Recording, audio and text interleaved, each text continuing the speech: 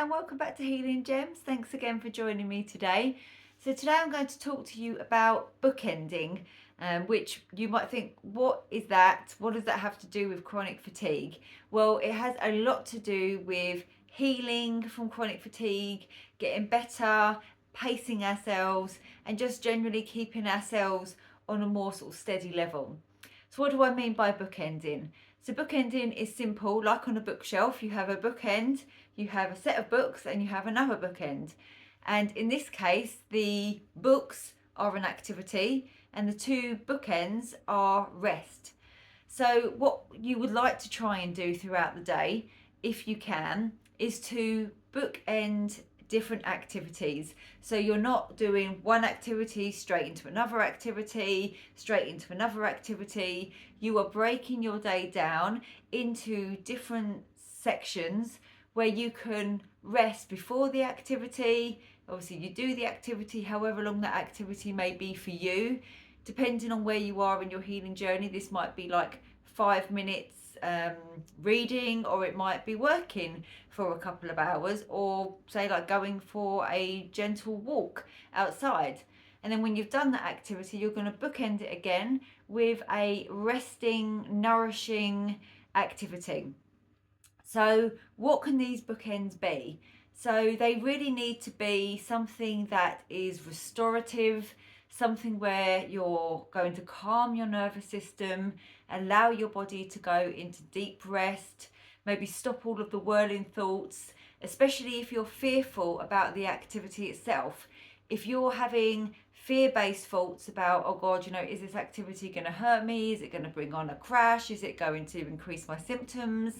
Then definitely doing the before activity is going to be crucial. So let's take a scenario, for example. I'm going to go for a walk, and walking to me is maybe a new activity I'm introducing into my routine. Maybe I'm a bit fearful about it. So my beginning activity, or my beginning bookend, is going to be possibly something like a meditation, but with some positive affirmations around that I am capable, that I can reduce my fear, and that I don't need to be sending my body all of these worrisome thoughts about going for a walk. Or you might choose to do some EFT around the fear-based thoughts that you're having, because this also puts your body into a very calm and relaxed state. So I could do one of those two, like a meditation with some affirmations, or I could do some EFT. Then I'm going to go and do my walk. And possibly while I'm doing my walk, it's a good idea to try and be mindful, because again, your thoughts can start spinning out of control of like, is this walk going to hurt me? How's my body going to react? All of these thoughts are going to be more dangerous than going for the walk itself. So practice mindfulness while you're doing your activity. Try and be in the moment. Come into the present. Tell yourself that you are okay. So if symptoms start to flare up a little bit while you're doing the walk, you can talk to yourself. You can just reassure yourself that you are all right. None of these symptoms can hurt you. You can be okay. I mean, I often just do one of the EFT tapping points just on my thumb if I'm walking, or if I say like I'm doing something and I'm maybe feeling a bit apprehensive. I just tap gently there and just say a few words in my mind, just reassuring myself I'm okay, keeping my body nice and calm, making sure my breathing is long and slow. And then I would have done my activity, cut it short if I needed to, because obviously you're going to get better and better at being able to identify when to push a little bit but when to pull back. So you've done your activity and now you're going to bookend it with a restful activity. So for this, there's a couple of things that I would do and recommend depending on how you feel when you get back from your activity. So if you are feeling quite symptomatic, then a good thing to do straight away would to be a somatic tracking meditation. I do have one of them on my channel, and I can put a link to that at the end. So basically, somatic tracking is just feeling what is going on somatically in your body. So if you're having sensations, to just feel them while breathing slowly and deeply, reassuring yourself that you are okay, so your brain stops firing the wrong messages back down to your body and letting it know that something is wrong. So if you do feel quite symptomatic after your activity or even during your activity, you can stop and you can do the somatic tracking meditation. Also, what I would like to do, I might have just done the somatic tracking for 5 to 10 minutes just to calm my brain down.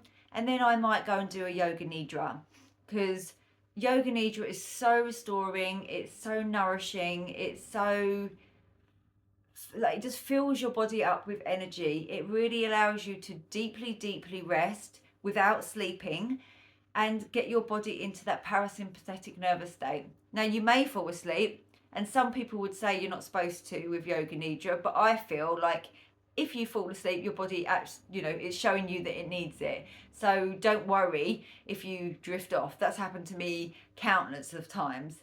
But yoga nidra will really help you get into a more restful and relaxed state, reducing the thoughts in your head, and just coming to a much more peaceful, calm way of being.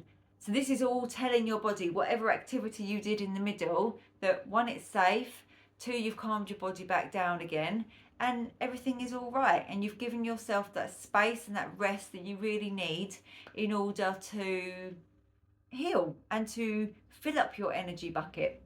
So I hope that helps. So just always remember throughout your day, think of these two bookends.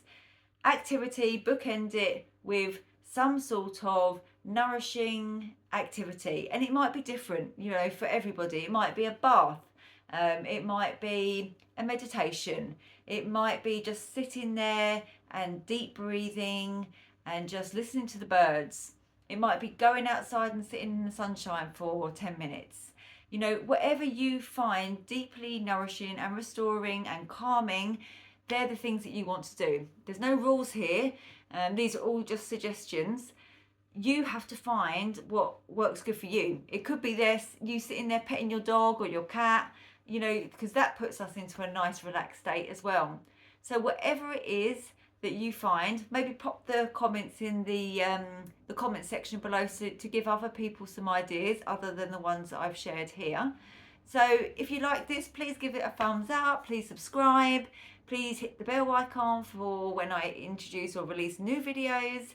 So I'm still trying to get to this magic 1,000 subscribers, and then I can turn off the ads in my meditations. So please help me to do that. Hope this helped. Thanks a lot. Namaste.